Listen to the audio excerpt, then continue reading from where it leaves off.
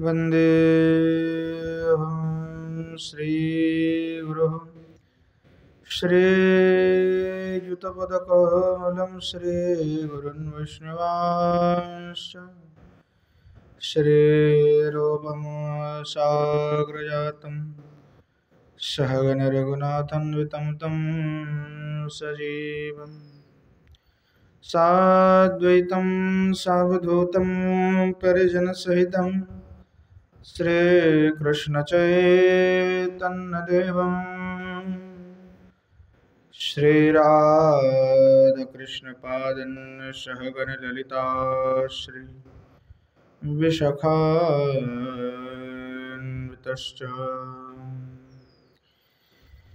गौररामसमारम्भं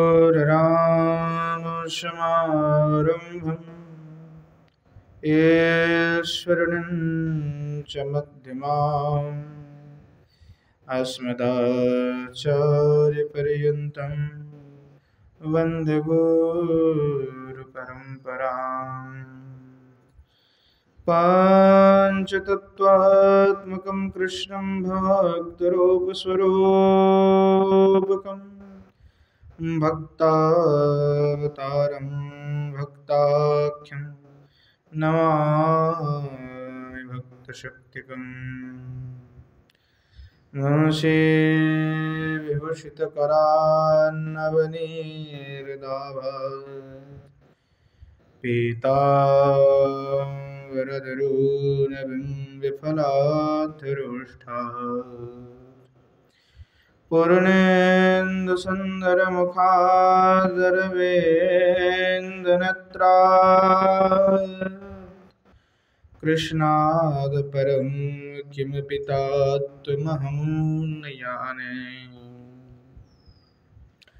श्रीमद्भागवतं नौमि यस्यैकस्य प्रसादतः अजिगतानपि जानाति स्वरवसर्वगमानपि। हे राधिवृषभानुभूपतनये हे पूर्णचन्द्रानने हे कान्तिकमनीयकोकिलरवि वृन्दावनाधीश्वरी हे माधवप्राणपरयने चरसिकी हे सर्वयोधश्वरी मत्स्वान्तभुजवरासने विषमुदा मम दीनमानन्दय। वृषारूढं माकन्तं सोममीशं सदा शिवं हरिनामरसन्मत्तं नौमि गोपीश्वरं हरम्। नारायणं नमस्कृत्य नरं चैव नरोत्तमं देवीं सरस्वतीं व्यासं ततो जयमुदीरयेत्। जननी जनको वन्दिद्धरणीधरणीधरो सन्तानवत्सलो पूज्यो सन्तानकुशलार्थिनो। श्रीरूपं साग्रजं वन्दे रघुनाथं कृपामयं श्रीजीवं भट्टयोगं च शयनं सुखदायकम्। येषां सहजस्निग्धानं पादरेणुमभीक्ष्णसः सर्वविघ्नविनाशाय शिरसा धारयाम्यहम्। वृन्द्यायै तुलसी देवी प्रियायै केशवस्य च कृष्णभक्तिप्रदे देवी सत्यवत्यै नमो नमः। वाञ्छकल्पतरुभ्यश्च कृपा सिन्धुभ्य एव च पतितानं पावनेभ्यो वैष्णवेभ्यो नमो नमः। हरे कृष्ण कृष्ण कृष्ण हरे हरे, हरे राम राम राम हरे हरे। बोलो श्री युगल सरकार की जय, श्रीमन महाप्रभु की जय। बोलो जय जय श्री राधे श्याम।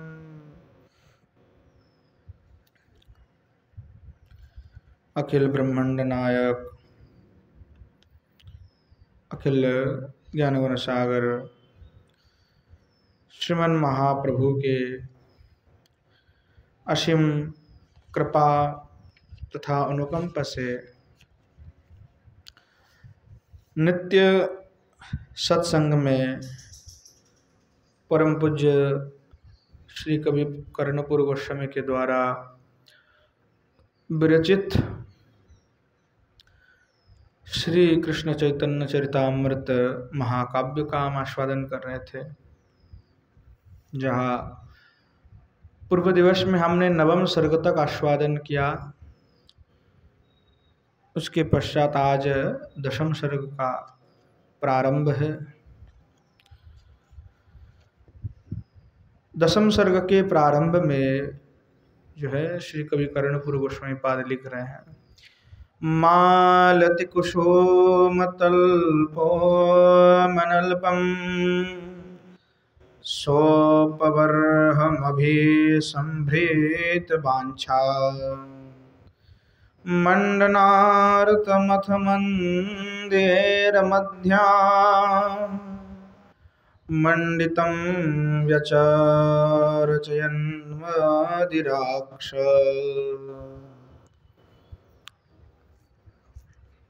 श्री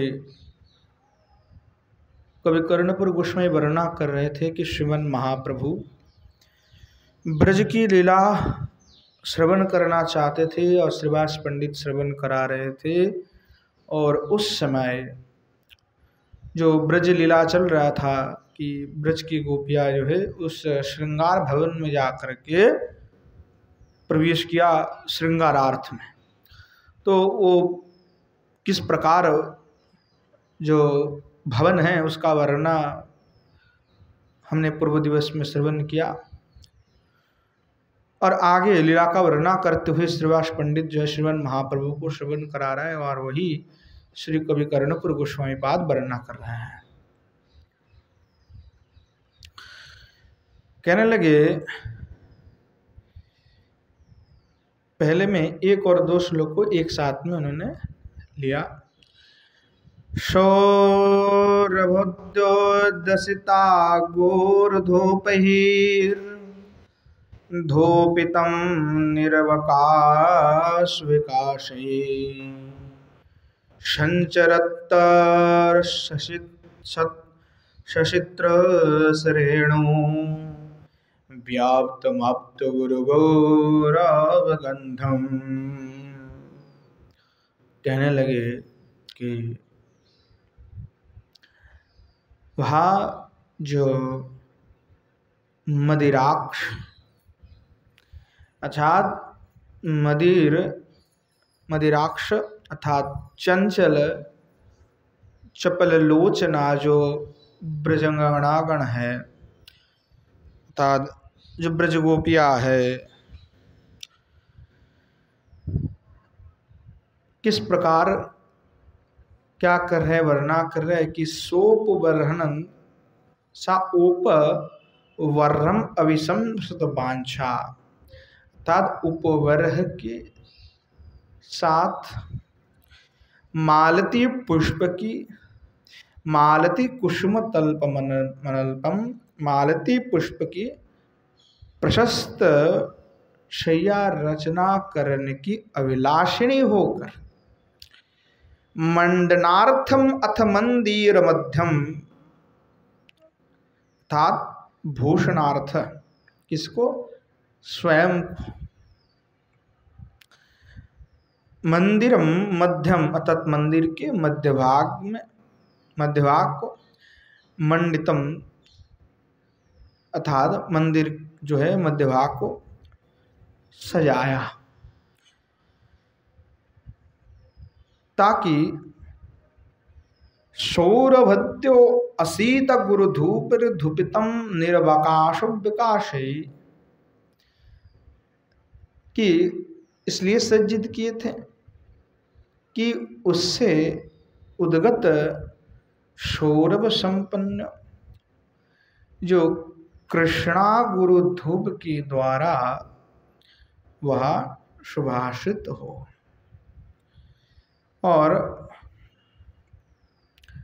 गवाक्ष से अर्थात गवाक्ष जो जाल है, गवाक्ष जाल के द्वारा प्रविष्ट जो शशधर अर्थात जो चंद्रमा है, और चंद्रमा जो है गवाक्ष से वो अपने जो चंद्र का है वो रश्मि है, उस गवाक्ष से अंदर जो है उस मंदिर में, जिस भवन के अंदर जहाँ पे सैया का मंडित किया गया है उसमें आकर के पड़ रहा है, तो उससे और भी वो सुंदर और बहुत ही मनोहर लग रहे हैं। संचरत सुचित्रो रेणु व्याप्त माप्त गुरु गौरव गंधम, कि मानो उसके स्पर्श से आकर के जो सुगंध था वो सुगंध और भी सुगंधित हो गई, इस प्रकार भाव है।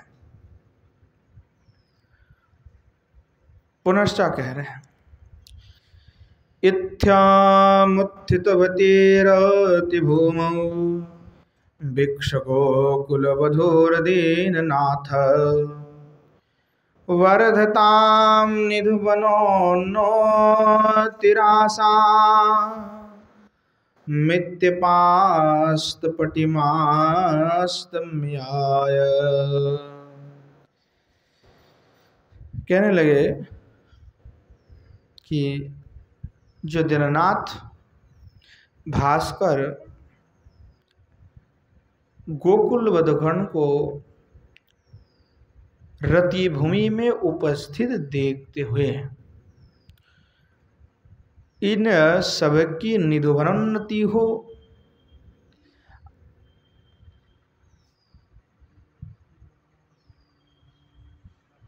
निताई गौर हरि बोल। तो दीननाथ जो भास्कर है, सूर्यदेव है, तो सूर्यदेव देखा कि यहाँ जो गोकुल वधुगण है, जो ब्रजंगणागण है, वह रति भूमि में उपस्थित है, अर्थात श्री ठाकुर जी से मिलन की उनकी प्रिया है और इसलिए उपस्थित हुई है। तो ऐसा देख करके मन में वहाँ सोचने लगे इनकी निधुवनोन्नति हो, अर्थात श्रृंगार विलास बुद्धि हो। इत्थम उत्थितवती रतिभवो भिक्ष गोकुल वधुर्दिननाथो वर्धताम निधुवनोन्नति अतिरासाम इत्यपास्तपटिमास्तम्यायो। और ऐसा सूर्य भगवान सोच करके, अर्थात सूर्य भगवान क्या हो गए, अपास्त पटिमास्त, अर्थात अपास्त पटिम हो गए। तो अपास्त पटिम का अर्थ हुआ कि आपने जो किरणमाला है, वहाँ जो किरणमाला है उस किरणमाला को कम करते हुए, संयोत करते हुए अपास्तम अर्थात अस्तला जो है अस्ताचल में आश्रय के अस्ताचलावलंबी हो गए, कि जब अब हमारे जाने का समय हो गया, ऐसा सूर्य भगवान ने विवेचना किया। सर्वतः प्रसिमरास्तपोतो में निर्भरम यह इहत्येयोधियः कीदृशैरह तत् भवितव्यं कर्षतीति किरणान्नोपतंगः। आप पुनश्च कह रहे हैं कि जो सर्वतः जो सब स्वर्वदेश में प्रसृमरास तपतो में निर्भरम या युति यदि है या जो सब सर्वदेश में विस्तृत होकर मेरा तपनत्व सुसिद्ध करते रहते हैं, अर्थात मेरा ताप प्रदत्व का संपादन कर रहे हैं, उन सब को यदि मैं परित्याग करूं तो कैसा होगा। अर्थात अगर मैं ऐसा करता हूँ कि दृषि रहो तद भवितव्यम, अगर ऐसा मैं करूँगा तो बहुत ही अन्याय हो जाएगा। इस प्रकार विचार करते हुए, विमर्श करते हुए ही सूर्य देव ने आपने किरण को समेट लिया और अस्ताचल अवलंबी हो गए। पुनश्च कह रहे हैं, चंद्रमहा स्वपिति तारक गेहि कीदृशित्वामिति बादश्रमाय वारुणी दिग्बलारोणमर्कं लोहपिंडमिव तत्मधत्त। अब कहने लगे जो शशधर है, जो चंद्रमा है, वह चंद्रमा स्वापिति तारक है। जो चंद्रमा है वो तारा गृह में शयन करते हैं, यानी सितारा है, तारा, तो तारका के बीच में ही जो है चंद्रमा विराजमान रहते हैं। तो इसलिए का जो शशधर है, चंद्रमा है, वह तारा गृह में ही शयन करते हैं। कीदृशी, किस प्रकार, कीदृशी त्वमिति वादशमाश, अर्थात तुम उनकी कैसे पत्नी हो कि निजपति जो शशधर है तो शशधर को भी अन्य के घर में देख रही हो।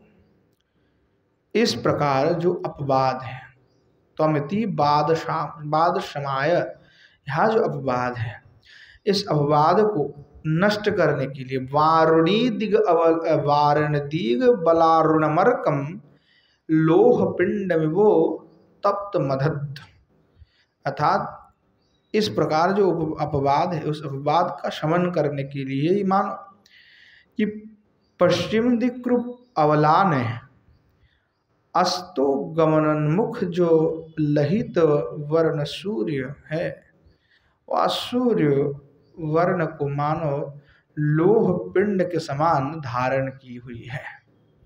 अर्थात चंद्रमा का अभी उदय होगा और सूर्य जो है अस्ताचल में चले जा रहे हैं, तो उसी जो समय है उसका इस प्रकार काव्य की शैली में जो है कवि कर्णपुर गोस्वामी उसको वर्णना कर रहे हैं। पुनश्च कह रहे हैं, दोतितानि विरचयित तथान्यं दीपवर्तिनि दिवाकर रत्ने अभ्यो पुरी जगदोच्चतमिश्रम श्वासधूम पटलैर्भुजगाना। कहने लगे जो दिवाकर रूप रत्न, दिवाकर रूपी जो रत्न है, तो कह रहे वह दिवाकर रूपी रत्न दूसरे दीप में, दो तितानि विरचियो तथान्य, अर्थात अन्य दूसरे दीप में किरणमाला का विस्तार करते हुए गमन की है। दीप वृत्ति दिवाकर रत्न है, अर्थात सूर्य देव अस्तगत हो गए। तो बोले अभ्यो पुरी जगदुंच तमिश्रम श्वास धूप पटलेर भुजगानम, अर्थात सूर्यदेव भगवान के अस्ताचल में जाने से जो भुजंग गण है, सर्प गण है, तो भुजंग श्वास धूम पटलेर भुजगाना, मतलब भुजंग गण के निश्वास धूम से जगत मंडल जो है अंधकार में समाच्छन्न हुआ।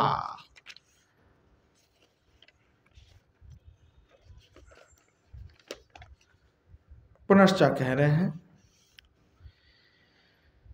दिग्गजः किम परस्परयुक्तः किम पुनर्दिगच्चलाश्चालपक्षा इत्थ मोहित विकार विशेषम ध्वांतो मंत्र नमो जागदंडे। अब कहने लगे कि सूर्यास्त के जाने के कारण, सूर्य अस्त में चले गए और उसके कारण प्राणीगण के जो विलाप है उस विलाप का वर्णन कर रहे हैं कवि। कह रहे हैं जो दिग्गजा, दिग को जो धारण करके रखे हुए उसको दिग्गज कहते हैं।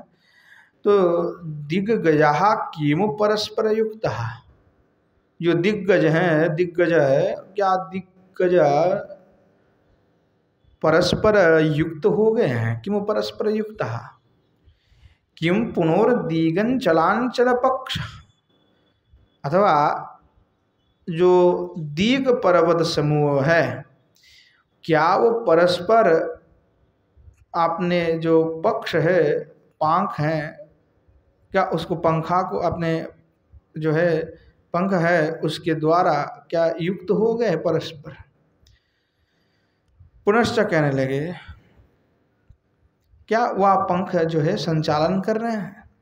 इत्थम मोहितो विकार विशेषम, तो कह रहे जन समूह में इस प्रकार जो वितर्क उपस्थित हुआ, तो इस प्रकार वितर्क का उपस्थित होने पर ध्वांत मत्र न ममो जगदंडे, कि अंधकार जो है जगन मंडल में अपरिमित रूप से हो उठा था और सूर्य जो है चले गए तो जगत जो है अंधेरा में निमग्न हुआ। अब वर्णना कर रहे जगत का। किम तमाल तुरुभीर जागदेतन निर्मितं ननु की मंजान पुंज है रंजितं नुहर कंठुम मयूखै किन्वा भुदीय दिगंतर लोपहा। अब कह रहे हैं कि यह जो जगत है किम तमाल तरुभीर जगत देते है ना, क्या जगत, यह जो जगत है क्या तमाल तरु के द्वारा अथवा निर्मितम ननु कीमंजन पुंज, अथवा अंजन पुंज से निर्मित है। अर्थात क्योंकि अंधेरा हो गया है बिल्कुल, तो जब अंधेरा हुआ तो तमाल वृक्ष भी काला होता है, अंजन भी काला होता है, तो इसलिए कहा कि जगत तो पूरा अंधेरा है। तो क्या जगत तमाल से और अंजन से ही जो है बनाया गया है, जिसके कारण इसमें अंधेरा छाए हुए हैं। रंजितम नु हरकंठम मयूखी, क्या नीलकंठ के जो कंठ किरण है उस कंठ किरण से वो अनुरंजित है। अर्थात नीलकंठ भगवान के जो कंठ में जो कालकुडवी से तो वहाँ पे जो काला चिन्ह पड़ गया, इसलिए कह रहे क्या उससे वो अनुरंजित हुई है। किंगनो भुदीय दिगंतर लोभ, क्या अंधकार के द्वारा जो दीग समूह है उस दीग समूह का मध्य भाग विलुप्त हो गए। पुनश्च कहने लगा पद्मिनी जन वियोग सुतप्तो निर्ममंज जलधो दीननाथ सांद्र धूम पटलैरेव तस्मा उद्गतैर जगदो जगदद्धूरेतमो भी। आओ कहने लगे कि हाय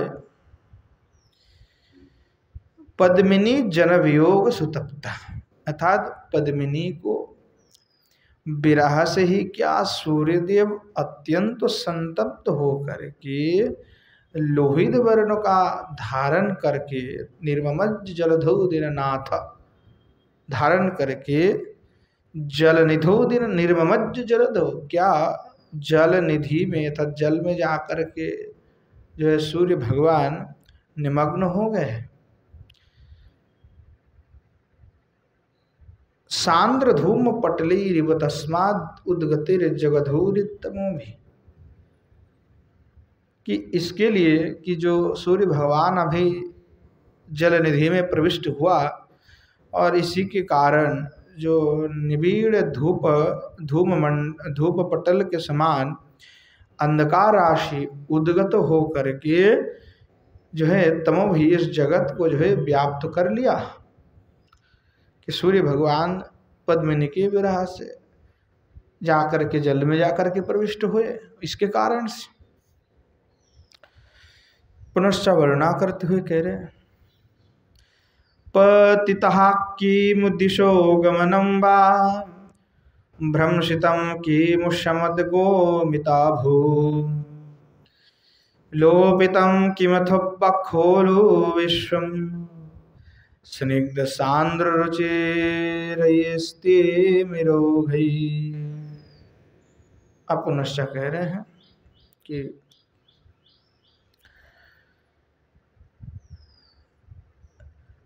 पतितः किमु दिशो गमनं वा, अथवा ऐसा तो नहीं हुआ कि किसी ने जो 10 दिक हैं दिश को ही निपतित कर दिया, नष्ट कर दिया।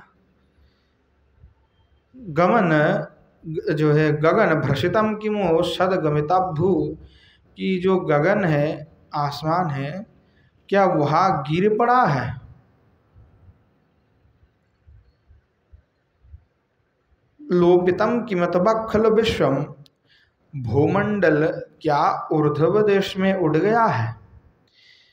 स्निग्ध सांद्र रुचिरिस्ति मिरोग, अथवा जो विश्व पूरे समग्र विश्व राज्य हैं क्या वो सुस्निग्ध निबिड़ और रुचिर घन अंधकार में विलुप्त हो गए हैं।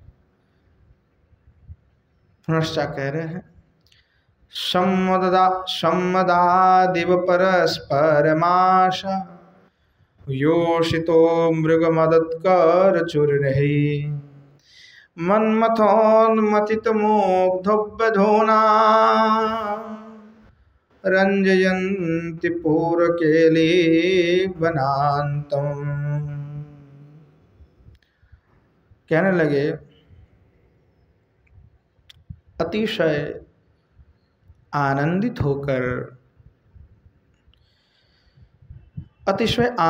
होकर ही मानो दीक्रूप जो अंगणागण है वहाँ परस्पर अंधकार स्वरूप मृगमद चूर्ण के द्वारा मदनमत्त मुग्ध बधू वर्ग के अग्रवर्ती किलिकानन के मध्य देश को रंजित कर रहे हैं।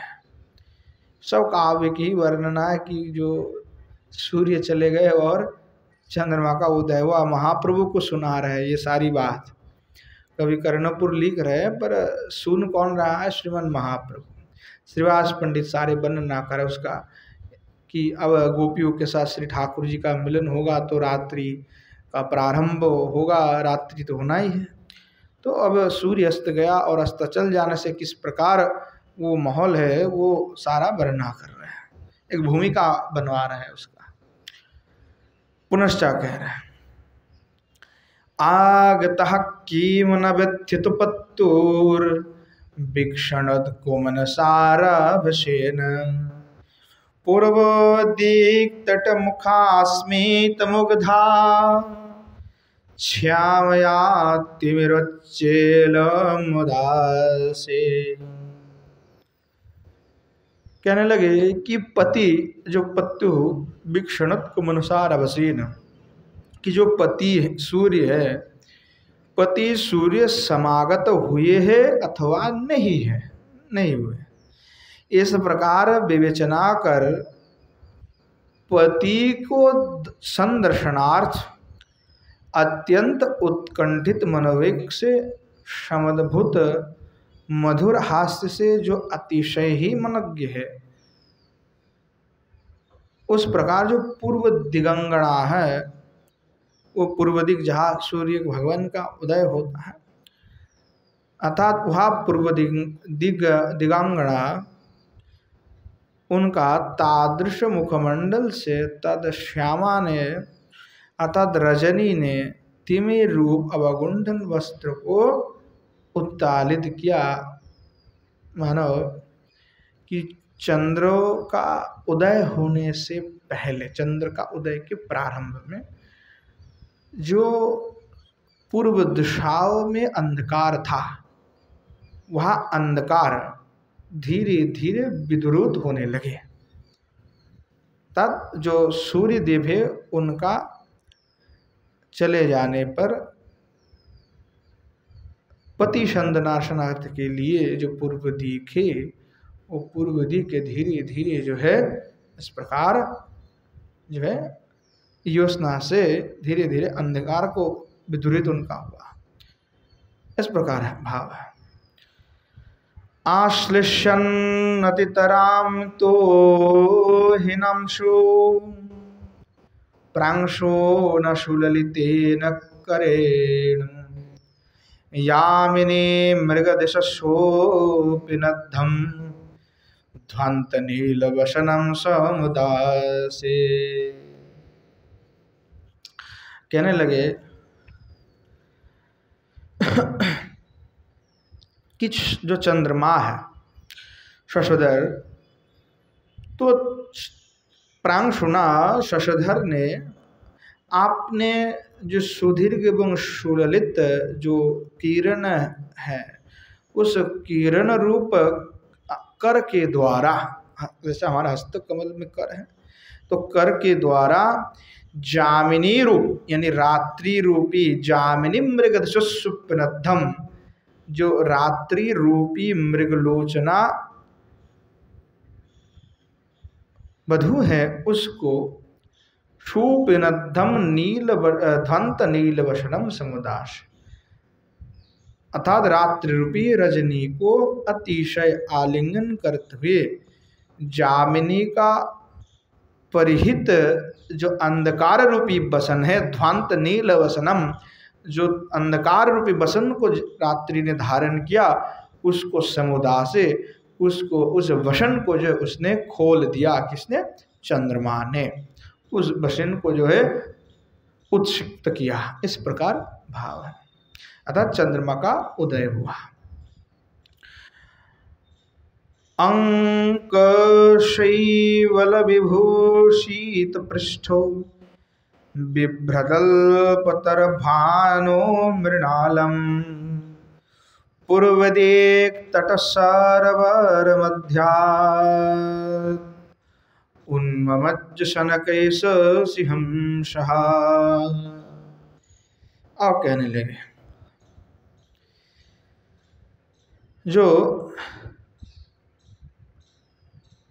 कलंक शैवाल जिनका पृष्ठ देश में को विभूषित किया था चंद्रमा, तो चंद्रमा की एक तरफ अंधेरा है, तो इसलिए कहा कि जो शैवाल है, जैसे कि शैवाल है वो क्या करता है, किसी वस्तु के पीठ पे ही जाता, ऊपर ही चढ़ जाता है। पत्थर होगा तो पत्थर के ऊपर शैवाल लग जाता है ऊपर ऊपर। तो कहा जो चंद्रमा है, तो कलंक जिनके साथ जुड़ा हुआ है वो कौन है, तो चंद्रमा है। तो कलंक शैवाल जिनके पृष्ठ देश को विभूषित कर रहे हैं, वहाँ श्वशधर रूप राजहंस किरण रूप मृणाल संचय करते हुए पूर्व दिक रूप सरोवर के मध्य में शनय शनय धीरे धीरे चंद्रमा उदित होने लगे, उत्थित हुए।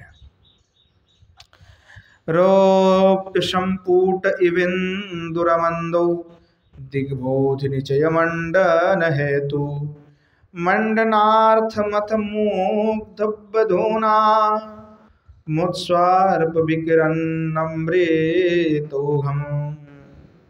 कहने लगे जो दिग्बधुगण है, इन्हें 10 दिग है, तो कहने लगे दिग्बधुगण के भूषण हेतु और चांदी निर्मित संपुट सदृश पूर्ण मंडल श्वशधर मुग्ध बधवर्ग को विभूषित करने के निमित्त अमृत प्रवाहों में निक्षेप करके जो है उद्गत हुए हैं। कहने लगे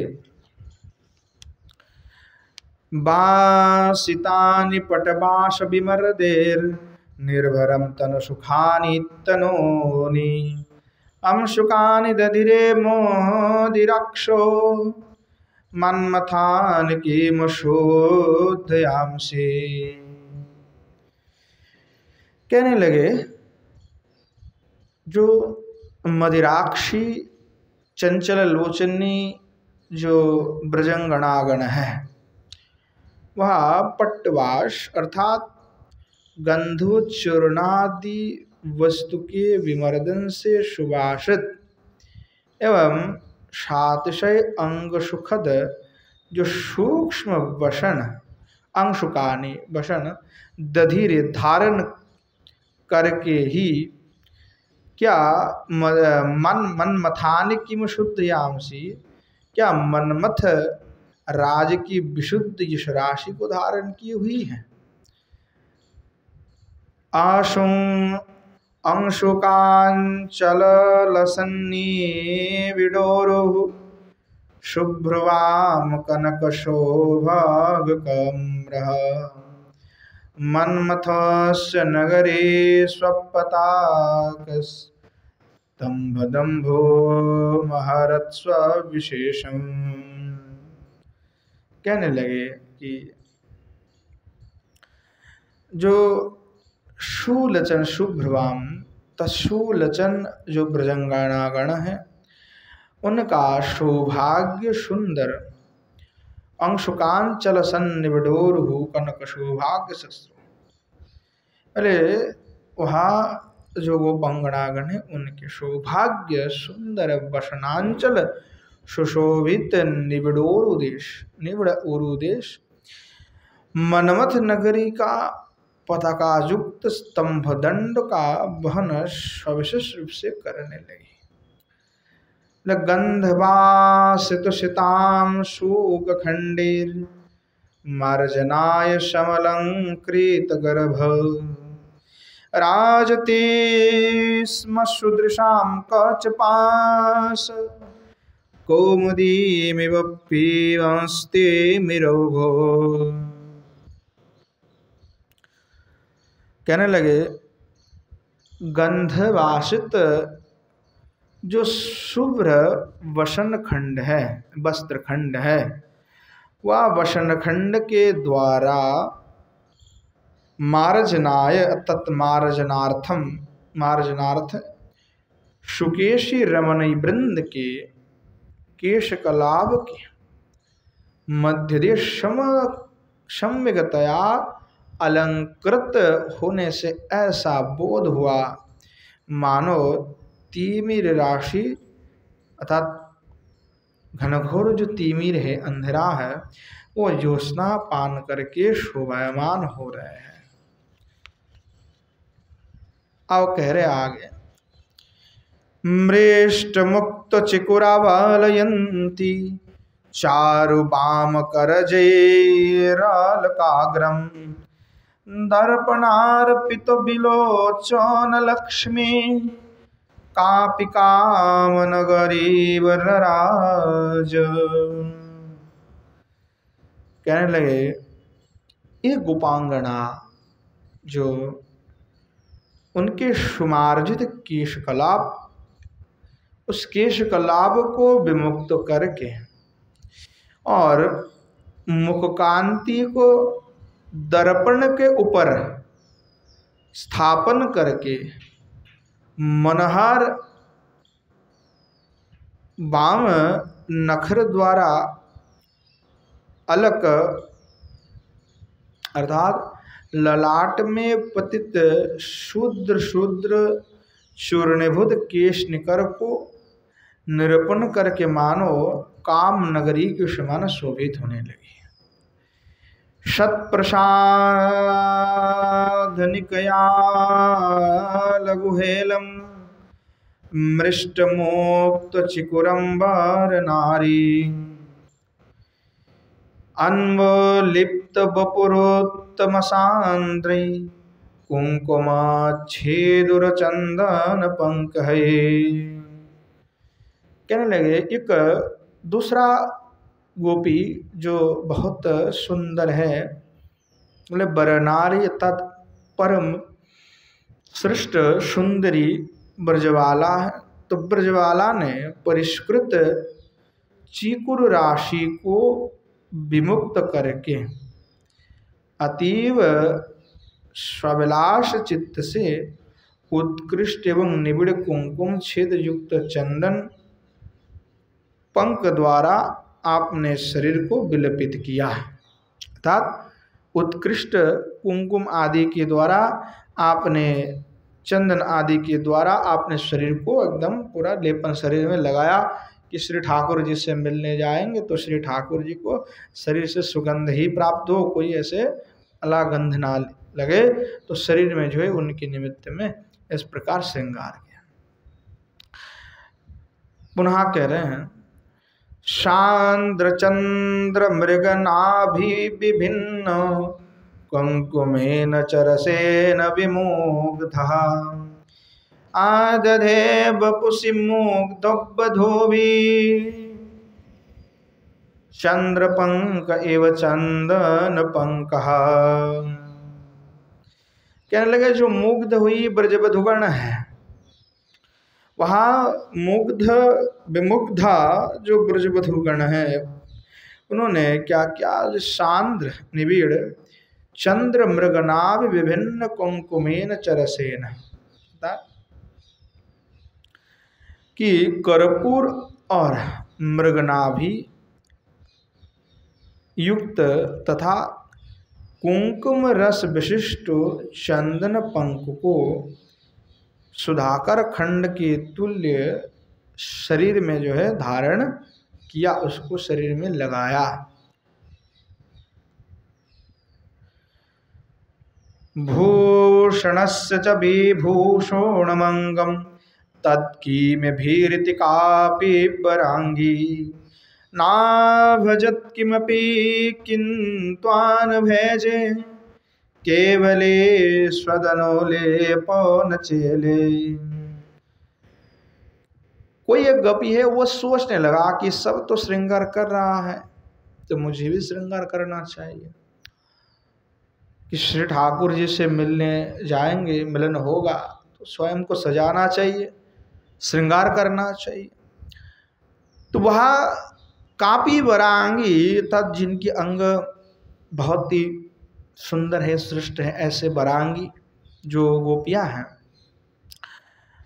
वो सोचने लगी कि भूषण से विभूषण मंगल, कि भूषण को विभूषित करता है शरीर, अर्थात अंगो अलंकार को अलंकृत करता है। अलंकार अंग को अलंकृत नहीं करता है। अंग नहीं होगा तो अलंकार का कोई मतलब ही नहीं बनता है। बिना अंग के तो अलंकार का कोई काम ही नहीं है। या आपने कोई माला बना के रख दिए, कोई आपने झुमका बना के रख दिए, नुपुर बना के रख दिए, तो जब तक वो अंग में धारण नहीं होगा तब तक उसकी सुंदरता नहीं है। तो कह रहे गोपी कि अलंकार तो अंग के कारण ही अलंकृत होता है, अर्थात अंग ही अलंकार को अलंकृत करते, जबकि हम उल्टा समझते हैं।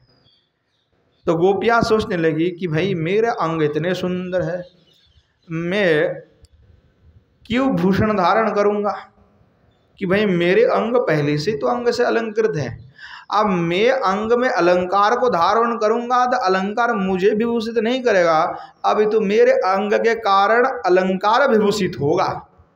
और इसलिए उसने सोचा कि भाई मुझे अगर किसी को विभूषित करना है तो मैं तो श्री ठाकुर जी को ही विभूषित करूंगा मेरे अंग के द्वारा। तो इसलिए वो कहा कि वे ना भजत किमपि किंतु न भेजे। भैया तो अंग में अलंकार धारण करने की क्या प्रयोजनीयता है, अंग में अलंकार धारण करने की कोई प्रयोजनीयता नहीं है। तो इसलिए उसने कोई भी अंग में अलंकार धारण नहीं किया, अलंकार उसने धारण नहीं की। कहने लगे केवल सद अनुलेपन छेल, केवल उसने अपने अंग में चंदन आदि का अनुलेपन किया और वस्त्र धारण किए, बाकी कोई भी अलंकार उसने धारण नहीं किया।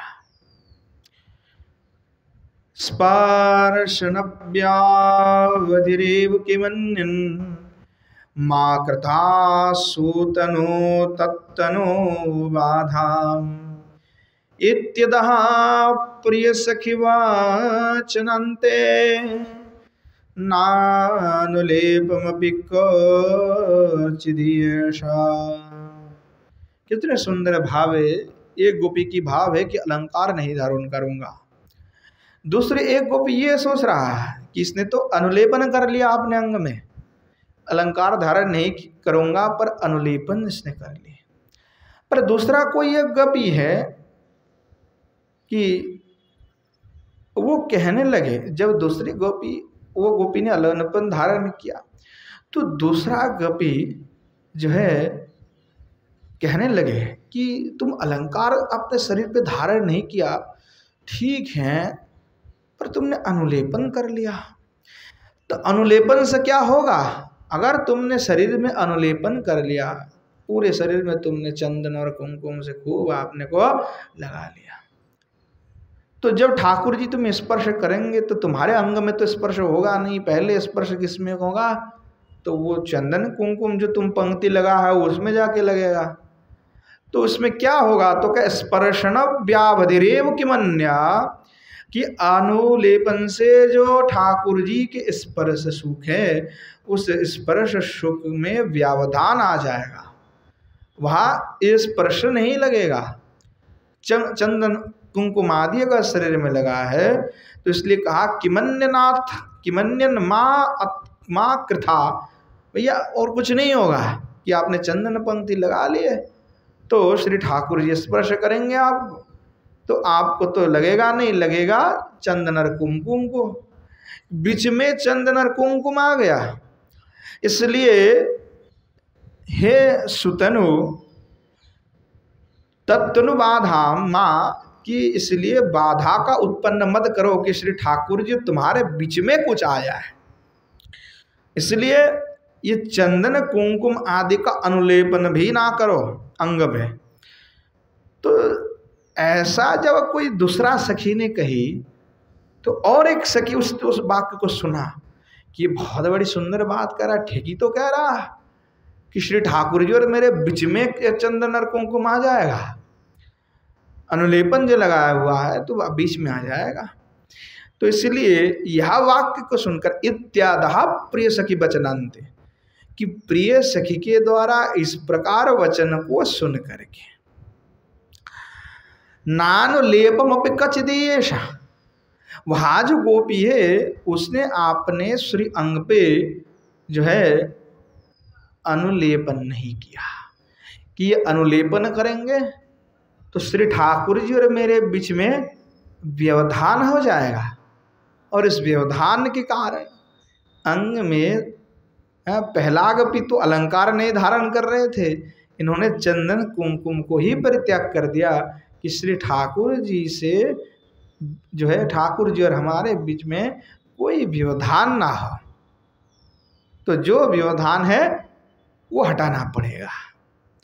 तो चंदन कुमकुम लगाते तो बहुत सुंदर सुगंध निकलता शरीर से, पर गोपियों ने ऐसा नहीं किया, कहा कि नहीं, श्री ठाकुर जी और मेरे बीच में जो बीच में व्यवधान कर देगा उन वस्तु का क्या आवश्यकता है, यानी जो भी व्यवधान में आएगा, बीच में आएगा, उसको उखाड़ के फेंकना है, व्यवधान नहीं रखना है। तो कह रहे पुनश्च लोचनद्वय रोचैव समीपम प्राप्तया श्रवणयोरतिशोभा जायते किम मुनेति कयाचिन् नादधे कुवलस्वतं सम। कहने लगे कि लोचनदय रुचैव समीपम प्राप्त श्रवणयोरति शोभा। कि जो लोचनदय है, आँख है, वह इतनी गोपियों का सुंदर है, वह लोचन एकदम आकर के कान तक पहुंच रहे हैं, मतलब इतने हरिण नेत्र हैं, सुंदर है। तो कह रहे कि जो श्रवणदय कर्ण है, तो वहां तक आकर्ण नेत्रम, शास्त्र में कहा आकर्ण नेत्र में कर्ण तक जो है नेत्र पहुंच जाती हैं, तो आकर्ण विस्तृत नेत्रम है। तो कह रहा है कि जो नेत्र है, नेत्र के कारण से यहाँ जो श्रवणदय कर्ण है वो कर्णदय शोभितमान है। तो जायते की मुनेति कयाचिन्, तो भाई जब वो भूषण से पहले से ही शोभित है, किसके द्वारा? नेत्र के द्वारा, लोचन के द्वारा। तो अब उसमें और कोई भूषण धारण करने की क्या आवश्यकता? यहां सोच करके नादधे कुवलस्य पशुतम बतंसम। इसलिए एक गोपी ने आपने कर्ण में जो है कर्णभूषण ही धारण नहीं किया, कुवलय का जो बतंस है तो कर्णभूषण है वो धारण नहीं किया। इस प्रकार गोपी की भाव है। पुनश्च कह रहे कवि कर्णपुर गोस्वामी, मुक्तो मुक्तमपि कैशिकमेता क्षोभते यादपि मुग्धो सखीभिः श्रेयशिल्पकलनादेव युक्त्या वंदनम तदपि चारु वितेने। अब कहने लगे पुनश्च, एक गोपी यह देखा कि केश बंधन अगर कैशिक में तक्षोभती यद्यपि मुग्ध सखी, कोई एक मुग्ध सखी है, गोपी है, उसने देखा कि भाई केश बंधन को अगर मुक्त कर दिया जाए, जो केश मैया बंद के रखते हैं माता है, तो करे अगर केश को मुक्त कर दिया जाए, बंधन ना करके खोल दिया जाए, तो केश खोल देने से अर्थात आरुलायित होने से अतीव शोभा बढ़ जाता है। अर्थात बंधा हुआ केश और खुला हुआ केश, उस दोनों में शोभा कौन सा है? खुली हुई केश। अगर बंधन है तो उतनी शोभा नहीं है, और उसको खोल दी जाए तो अतिशय शोभा होता है। तो इसलिए कह रहे हैं शोभते यद्यपि मुग्ध सखी, इस प्रकार शोभा होती है, वो जानती है। फिर भी शिव शिल्प कलनादि युक्ता, फिर भी अपने शिल्पों कौशल प्रदर्शन करना उचित है, इस प्रकार विवेचना करते हुए बंधनम तदविचारो वितेने, अर्थात अतीब कौशल के साथ में अपने जो दूसरे दूसरे सखी गण हैं, उस सखी गण के साथ में अपने केश कलाप को, जो केश है उसको बहुत सुंदर रूप से उसने बंधन किया। कि खोला रहने में तो अच्छा लगता है अधिक, परंतु बांधा और इस प्रकार से उसने अपने केश को बंधन किया, श्रृंगार की, कि अतीब शोभायमान लगने लगे। तो उसको कौशल और कला से उसको बांधा जाएगा तो खुली होने से जितना अच्छा लगता है उससे अच्छा बांधने में लगेगा जो बांधा हुआ है केश। तो इस प्रकार जो है उसने मनोहर रूप से केश बंधन किया। पुनश्च कह रहे, दूसरा है गोपी की भाव को कह रहे, दर्पण सखल दर्पण में तल लोच्यतां कथमिति प्रोबरांगी अंगमैक्षत स्वाभिभ्रममंगे सच्छमच्छत रहाटक गौरे। आप इतनी सुंदर बात कर रहे हैं कि यहाँ जो अंग है दर्पणस्य कुल दर्पणमेत लुच्यताम कथमिति प्रबरांगी, यहाँ जो अंग है ये अंग अवश्य ही दर्पण का दर्पण है, अर्थात यहाँ जो अंग है वो दर्पण का भी दर्पण है। अतएव दर्पणस्य खलु दर्पणमेतम लुच्यतम कथमिति, कि दर्पण को क्या देखी जाए, जब ये स्वयं ही दर्पण है तो दर्पण को क्या देखे, क्योंकि यह अंग ही दर्पण का भी दर्पण है, तो इसमें बाहर अलग से कोई दर्पण देखने की तो जरूरत नहीं है।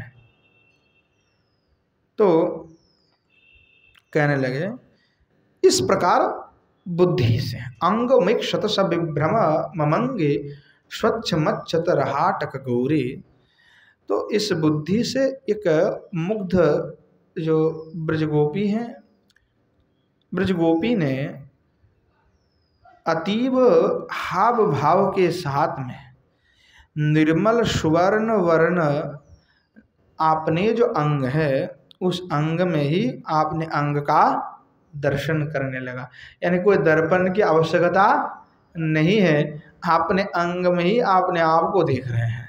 इस प्रकार विभ्रम उनकी भाव है कि हमें कोई दर्पण की आवश्यकता बिल्कुल ही नहीं है। इस प्रकार पुनश्च कह रहे घोर नितारुण विलोचन भंग्या सादरम पुलकितो हृदयेश प्रेयसी विहित वेश विलासम शश्वदेक्षत निजम सकलांगम।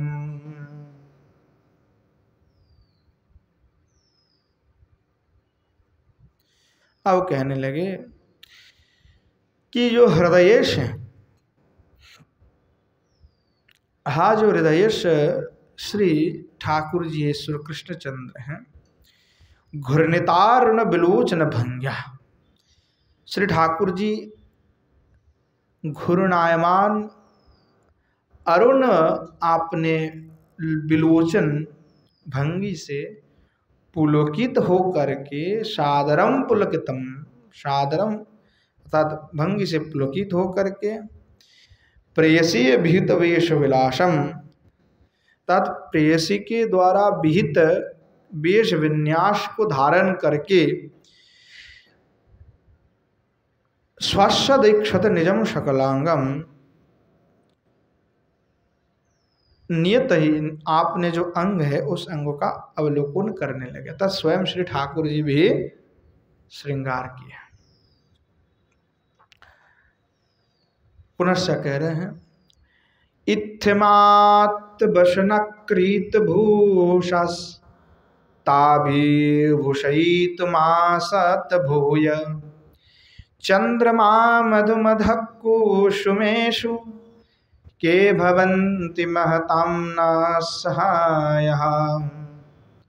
कहने लगे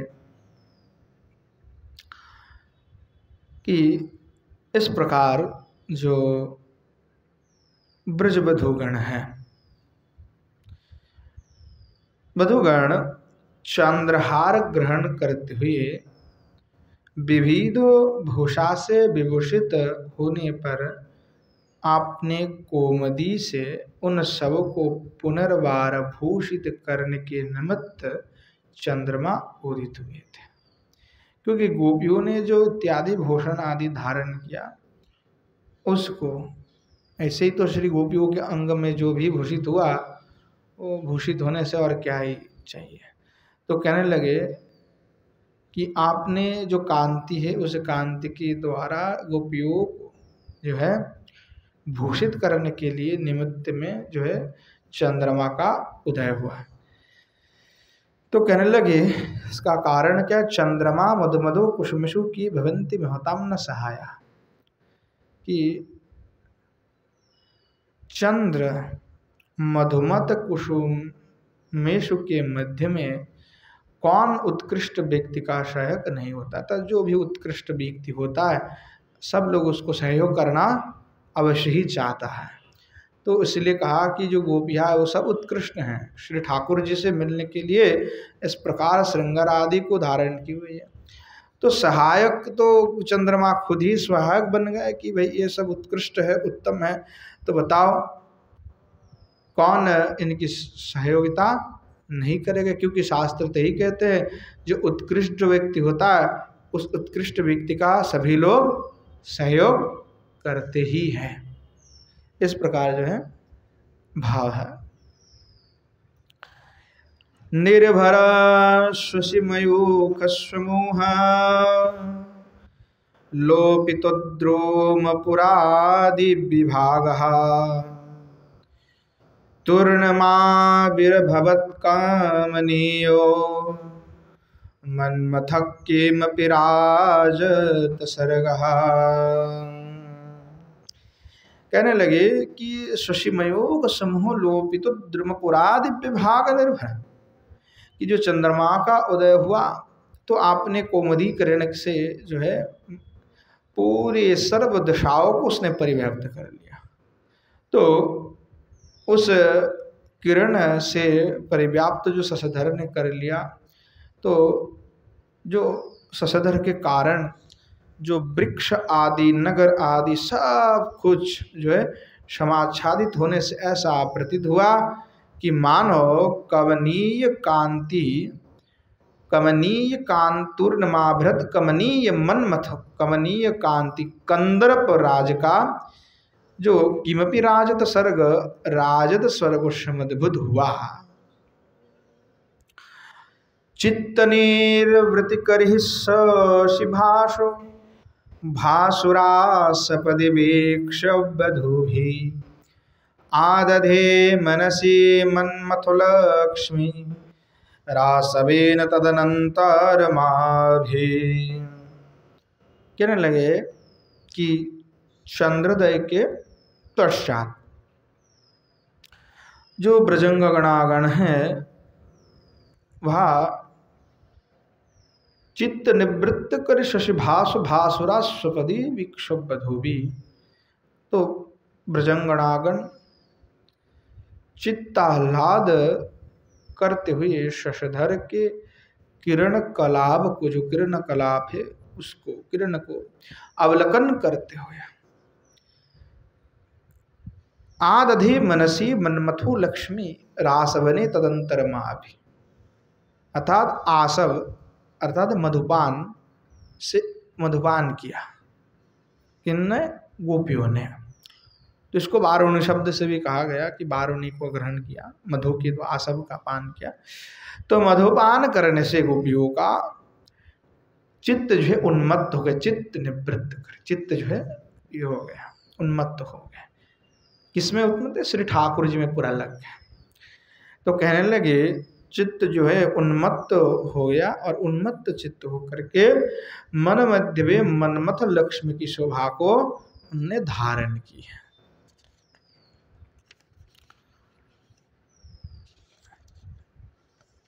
कहने लगे साधुरीतिरियमेव बधूनां माधुरीति मधुरम मधुबारः तं पुनः प्रथयति स्म विशेषं मन्मथनेर्विकार विभंगै।